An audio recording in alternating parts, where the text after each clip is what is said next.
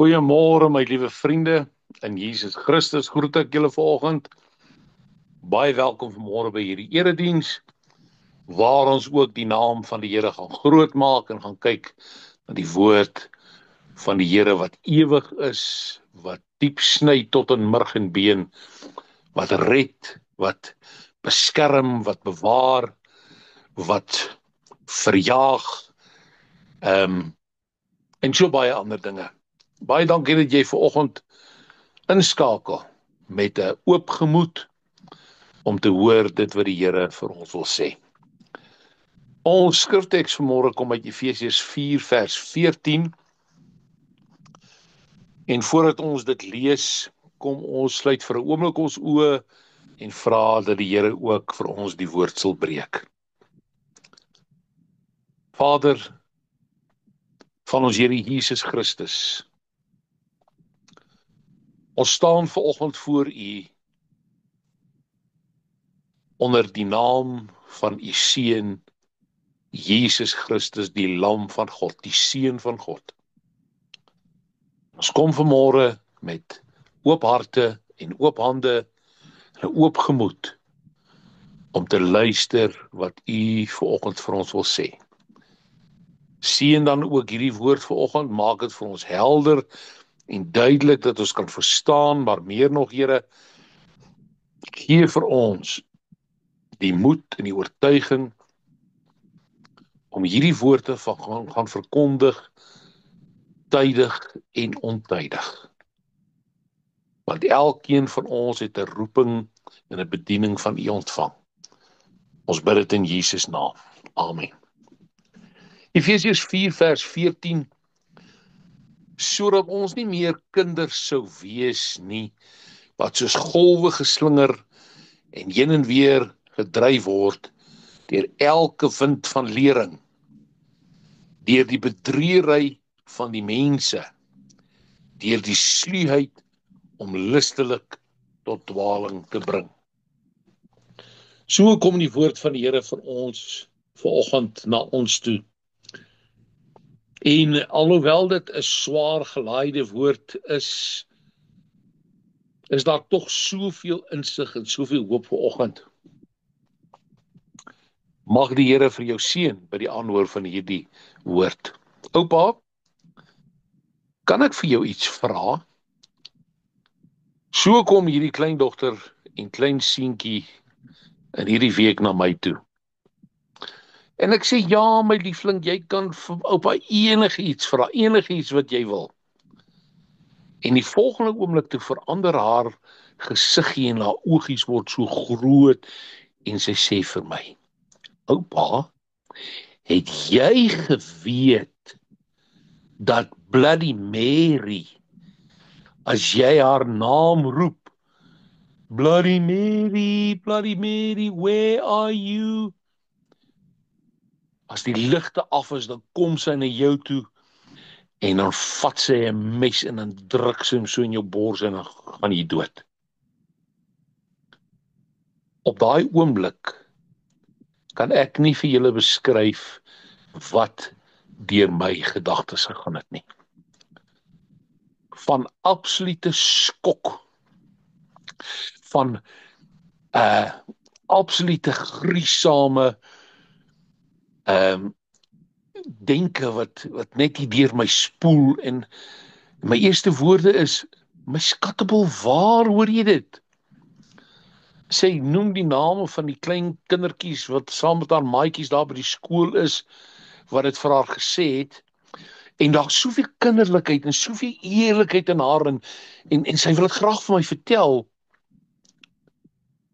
En ek sê vir haar, maar dit is mos duiwelse goed, my skattebol, jy moet glad nie luister daarna nie. En sy sê, ja, maar dis hierdie maatjies wat dit vir my gesê het, by die skool, hulle druk ons in 'n toilet in, en dan wil hulle die lig afsit, en dan sê hulle, ons moet hierdie Bloody Mary se naam roep. En daar was gemengde gevoelens in my hart gewees. Wat antwoord ek hierdie klein rooikop dogtertjie van my? Sy's 5 jaar oud, amper 6 jaar. Waaraan word ons arme kindertjies nie aan blootgestel nie? En ek soek toe na woorde en ek sê van nee my skattebol, weet jy, hierdie goede kom van die duiwel af. Ons moet glad nie eers daai naam noem nie en ons moet bid vir liewe Jesus. En ek sê vir haar, volgende keer as hierdie maatjies na jou toe kom of jy sien hierdie Bloody Mary, want haar is toe nog gevolge as gevolg daarvan. Sy sê wanneer sy in die kamer sit, dan daai laptop van haar se kop beweeg so en hulle sien goede en ek besef in hierdie kinderlike gemoed is die duiwel besig om 'n vrees by hulle te ontwikkel. In so 'n mate dat hierdie arme tweeetjies nie eens alleen badkamer toe wil gaan nie en dan is hulle hysteries. En ek sê volgende keer as jy dit weer hoor of jy sien dit, dan steek jy jou vingertjies so uit en jy sê in die naam van Jesus Christus gaan weg. En dit is al wat ek kon uitkry op daardie stadium om hulle te probeer bemagtig om daai denke en daai prentjies wat in hulle breine gevorm het enigsins op 'n manier uit te vee. Die volgende oggend toe word ek wakker met 'n woede in my. Amper soos die woede van Jesus toe hy daar in die tempel was met die geldreiniging, die reiniging van die tempel waar hy 'n sweep gevleg het en hy het hy sweep gevleg met die wete dat hy gaan vanoggend tot aksie oorgaan, want mense kom in die huis van sy Vader en hulle vernietig alles deur geld en deur dit wat sleg is. En die woede wat by my opgekom het is, hoekom is dit so maklik vir die duiwel om met sy slinkshede en sy leringe en sy dwaalhede mense, selfs kindertjies, eenvoudige kindertjies, vas te vang en 'n vrees oor hulle te bring. In hierdie week toe hoor ek weer daardie liedjie van Prophet, die kinders van God is nie poppos nie. En ek wonder by myself, is die kinders van God nie poppos nie? Wat sou jy doen as jou kleinkind na jou toe kom met hierdie opregtheid om vir jou te vra en vir jou te sê van hulle belewennisse? Wat se antwoord gee mens vir hulle? En hierdie beeld van die kinders van God is nie poppos nie, het weer eens by my pos gevat en ek het 'n bietjie gaan kyk na 'n artikel wat hulle geskryf het oor die kinders van God is nie poppos nie. En die eerste ding wat hulle daar gesê het is, hulle, die kinders van God, lyk so mooi van buitekant en vol kleur, maar vat hulle vas en jy besef gou, dis net pap, sagte binnegoed. So mooi van buitekant af, maar binnekant is dit pap, sagte binnegoed. En dit het my laat wonder, wat is 'n poppo Christen? Dit is mense wat alles vir soetkoek opeet. Hulle sit daar met 'n amen vir alles, maar sonder 'n verstaan van enige iets. Dis mense wat hardloop agter entertainment aan. En op daardie oomblik toe ek hierdie woorde lees, toe besef ek, die 31ste Oktober was Walpurgisnag, Halloween. En hierdie maatjies is absoluut blootgestel aan hierdie drogbeelde, hierdie demoniese beelde van Bloody Mary en van kostuums en van al hierdie goed wat hulle aantrek en om te gaan bedel vir lekker goed, trick or treat, en dis waarmee die kinders hulle besig hou by die skole vandag. En ja, en selfs van hierdie skole het 'n spookhuis met al hierdie drogbeelde en monsters en Freddy Kruegers en Scream en al hierdie maskers. En die kinders lag en gesels daaroor, want vir hulle is dit 'n grap. En hulle neem alles soos soetkoek op. Ons kry by baie mense wat poppelchristene is, geen diepte nie. Daar is nie standvastigheid in die woord van die Here nie. Daar is geen insig of onderskeidingsgees om te besef dat hierdie is 'n absolute aanslag om tot dwaling te bring nie, om te mislei, om weg te trek van die autoriteit in Jesus Christus nie. Daar is nie verhouding met die Here Jesus Christus self nie. 'n Standvastige verhouding nie. En mense het geen respek vir God se heiligheid nie. En dit het my laat dink aan 'n paar insidente wat in die afgelope tyd in my lewe plaasgevind het. Verlede week kon ek nie die erediens hou nie, want my tannie het vir my gebel en gesê, jong, hulle breek hier so by jou pa se huis in wat alleen staan, die dak is oopgebreek, dit reën in, die vensters is gebreek, die diewering is gebreek, alles is gebreek, al die deure is gebreek, uitgebreek. En ek het toe deurgery met 2 werkers om te gaan kyk wat die skade is. En ons kon sommer net by die huis inloop, want van die voorhek tot by die deur, tot by die agterdeur uit, is alles uitgebreek en al die kragkabels is uitgesteel, sommer so uit die diewebord uitgeruk uit die dak uit. En dit het my net weer laat besef. Johannes 10 vers 10 sê, die duiwel kom om te steel, te slag en te vernietig. Agter hierdie hele ding is die duiwel besig met sy listige werk om vrees in te boesem. En daar die eerste aand, die 2 werkers het binne in die huis geslaap en ek het vir hulle alles gegee wat hulle nodig het, ook om my onmiddellik te skakel as daar iets is, en ek het gehoor by iemand, jong, hulle kom terug vannag, jy weet, om te kom klaarmaak waarmee hulle besig was, en hulle is vol drugs en hulle is gewapen en alles. En ek het daar in die bed gelê en ek het gebid en gesê, Here Jesus, hierdie is 'n aanslag van die duiwel self. Wil U nie vanaand kom en 'n laar van engele trek rondom my pa se huis, rondom hierdie 2 werkers, rondom dit wat nog daar is nie. En wil jy hulle nie beskerm onder die kosbare bloed van Jesus Christus nie. Weet julle, niks het gebeur nie. Niemand het teruggekom nie. Daar was nie enige poging gewees nie. Want ek het dit net in die naam van Jesus Christus, het ek dit vasgemaak. Menslike geeste, bose magte. Want dit is hoe die woord van die Here vir ons leer. In die naam van Jesus Christus. My kind, jy wys jou vingertjie en jy sê, in the name of Jesus Christ. In die naam van Jesus Christus. En sê dit met autoriteit en met geloof en met krag, want ons is kinders van die lewende God. Ons is nie poppels nie.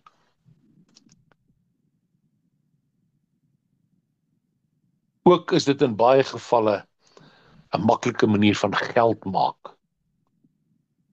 Want jy sien, baie van die kerke vandag is 'n gevoelgodsdiens wat oorgeneem het. Dit moet emosiebelaai wees en dit moet 'n cheap thrill gee, anders val die wiele af. Sit net 'n bietjie politiek en emosie by en daar gaan ons almal hemel toe. Die Here wil hê dat mense die almagtige God weer in oënskou moet neem van wie hy is. Jesus Christus wat vir ons gesê het, hy het al hierdie bose magte, het hulle uitgeklee in die openbaar. Hy triomfeer oor dit wat sleg is, oor dit wat donker is, oor dit wat vrees bring. En ons as kinders van God moet weer die woord van God opnuut weer in ons lewens. Want jy sien, mense wil die almagtige, soewereine God in hulle eie mensgemaakte boksies laat pas. Dis juist die kenmerk van 'n popo Christen. Jy is altyd besig om rondgeslingerd te word. Eers by die gemeente, dan by daardie profeet, dan by die nuwe revival met rookmasjiene en YouTube kanale. Jy's ryp vir almal se invloede. Maar nooit is jy geplant nie. Is ek en jy geplant? Is ons wortelstelsels diep geanker? Dat ons kan sê, ek gaan nie deur enige wind van lering, valse dwaling, gaan ek rondgewaai word en meegesleer word nie. 'n Vroukie vra my eendag om vir haar te bid. Sy is swanger en sy het nou al 'n klomp miskrame gehad en sy is bang sy verloor hierdie swangerskap. Ek het geweet in my agterkop wat die probleem is, maar ek het dit nie vir haar gesê nie. En ek het vir haar gebid en ek het die Here gevra en ek het vir die Here gevra om hierdie swangerskap te beskerm. En 3 dae daarna, toe verloor sy die baba. In myself het ek gevoel dat ek gefaal het. Hoekom het die Here nie my gebed beantwoord nie? En ek kan sien, elke keer as hierdie vroukie na my kyk, dan is dit asof sy God verwyd en asof sy my verwyd. Want my gebed het nie vir haar gewerk nie. 'n Ruk daarna het sy weer swanger geword. En 'n jaar daarna het sy 'n pragtige dogtertjie in die wêreld gebring. Gesond, niks makkeer, absoluut niks nie. My agterkop het ek geweet hoekom daardie kind waarvoor ons gebid het, gesterf het. Want die vrou was besig met goed wat nie in die wil van die Here was nie. Sy is besig met yoga en yoga oefeninge en oosterse meditasie en al die goede. En ek het dit nie vir haar gesê nie en ek moet dit eendag vir haar gaan sê. Soos daardie baba van Dawid en Batseba.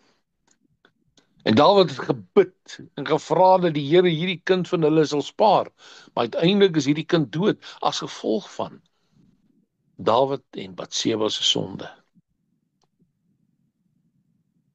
En Dawid het dit besef.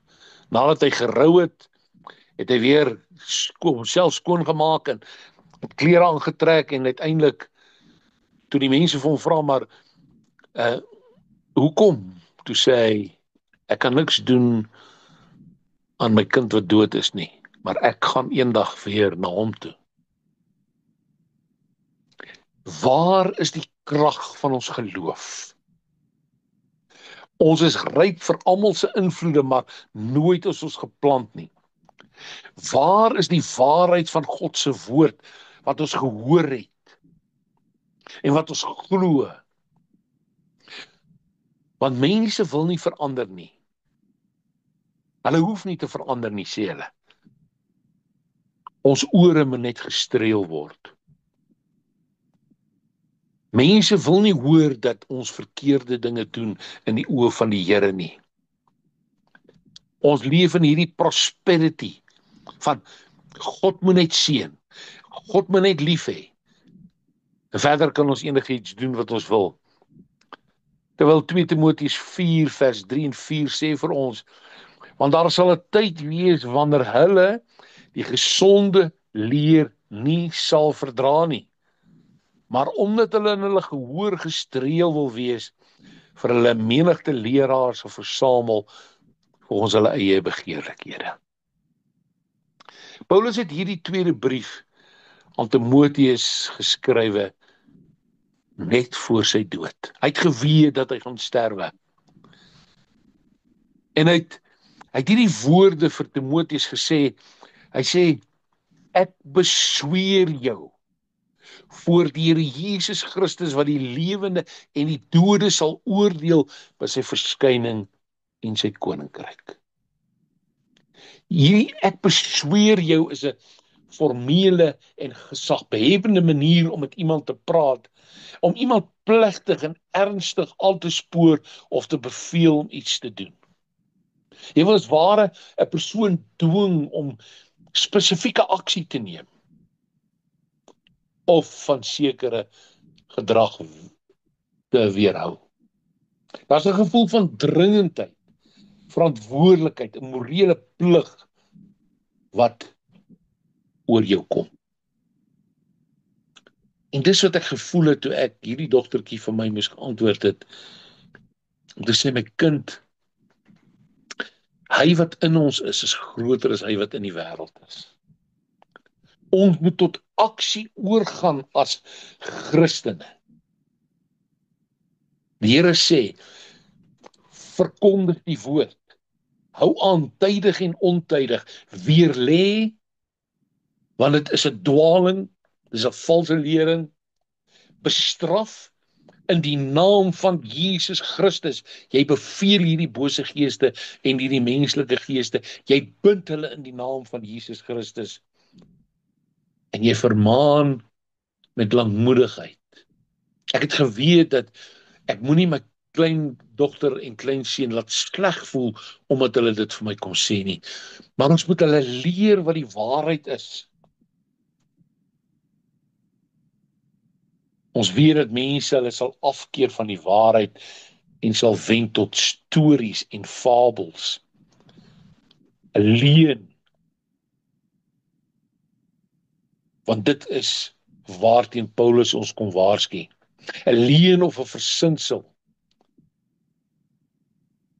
En dan sê Paulus hier, hy sê 'n kind van die Here moet nugter wees.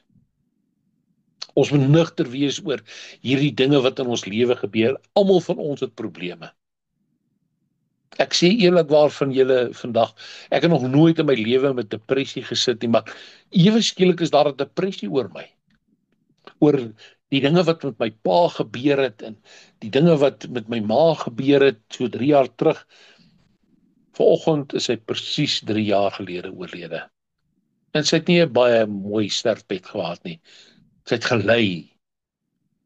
En daai beelde is in my gedagtes. Maar wees nugter. En dan sê die Here, ly verdrukking. Want dit gaan nie beter word nie, dit gaan slegter word vir die kinders van die Here. Doen die werk van 'n evangelis. Vervul jou bediening, sê Paulus vir ons. My broer en suster, my liewe vriende, Jesus het nie sy disippels en sy kinders geroep om sagte vrugte te wees nie. Inteendeel, hy het hulle geroep om self vrugte te kan dra. Ons geloof moenie net bestaan uit 'n gevoel, 'n ritme en 'n relevantie nie. Dis tyd dat die Christene ophou om geestelike nageregte vir mense te wees en weer hoofmaaltye te word. Vol van die woord van die Here, vol van die waarheid, vol ruggraat, vol mannehoed. Ons moet opstaan teen die valse leringe wat veral ons kleinkinders en ons kinders so beïnvloed. Ons moet weer terugkeer na die basiese beginsels van God se woord. Dit wat ons gesien het by ons ouers en ons oupas en oumas. Wanneer 'n kind siek word, dan hardloop ons nie net na die dokters toe nie. Ja, die Here het hulle daar gestel. Maar dit kom op 'n stadium wat ons vir hierdie kinders wat siek is bid.